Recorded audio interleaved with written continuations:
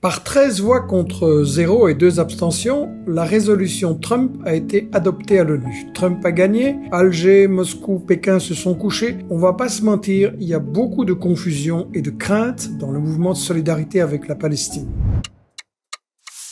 C'est quoi le plan Trump? Israël se retirerait en partie de Gaza, qui serait administré par un conseil de paix dirigé par lui, Trump.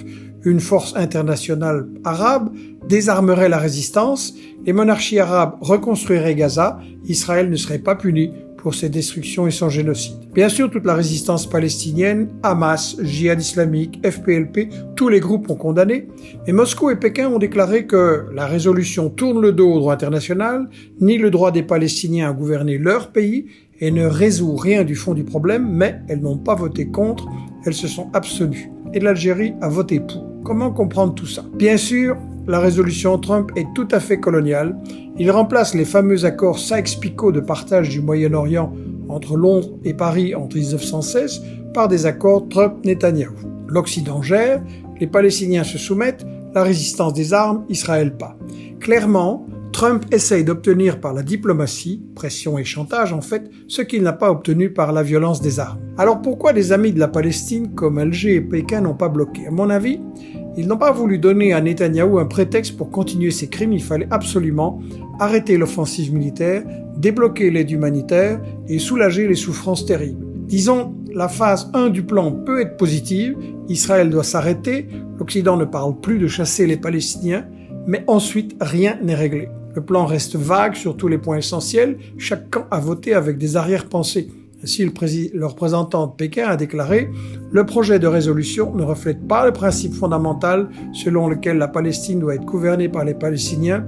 Gaza appartient au peuple palestinien et à nul autre, a-t-il dit. » J'ai interrogé des amis palestiniens qui me disent « Rien n'est fait, la résistance ne désarme pas, personne ne la désarmera, et donc les phases 2 et 3 seront à nouveau une grande bataille. » Fallait-il attendre davantage des BRICS?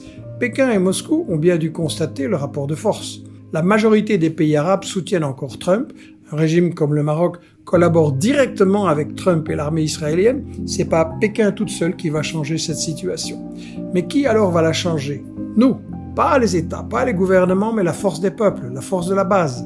Puisque c'est l'argent qui décide, contre la Palestine, contre le Venezuela, contre tant de peuples agressés, alors seuls, les peuples pourront changer ce rapport de force. Comment? D'abord par des discussions, échanges, études, pour bien comprendre la situation et que ce sera une lutte encore très longue.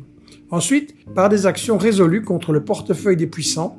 À mon avis, il faut organiser le boycott de 3 firmes très symboliques. McDo, États-Unis, Carrefour, Europe, et Générique Teva pour Israël. Pas un petit boycott de temps en temps, non, une grande campagne massive, bien définie, solidement organisée, se développant jusqu'à obliger ces firmes à reculer, parce que sinon elles perdront trop d'argent. C'est le seul langage que comprennent les Trump, von der Leyen et Macron, le portefeuille. Cherchez des infos sur ces firmes et comment boycotter?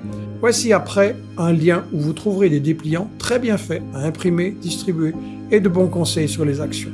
Allez voir, contactez, organisez-vous, écrivez-le. Merci.